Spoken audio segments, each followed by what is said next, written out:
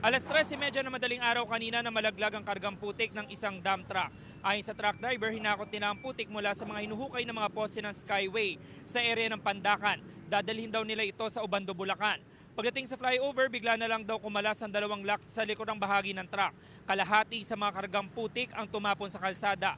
Alas 4:30 ng umaga nang isinara sa daloy ng trapiko ang northbound lane ng flyover.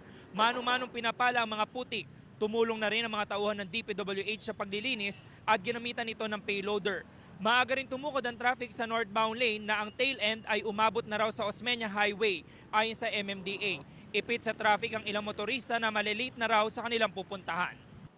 Mabilis po yung takbo ko kasi nakabuelo po ako galing dun sa kabilang tulay. Naramdaman ko po yung pagpatak ng mga putik, doon na po ako banda sa ano.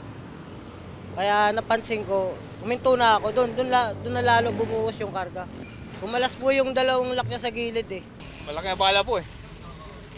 Kasi ang ano namin alas 6 po, kailangan na po kami sa sa site eh.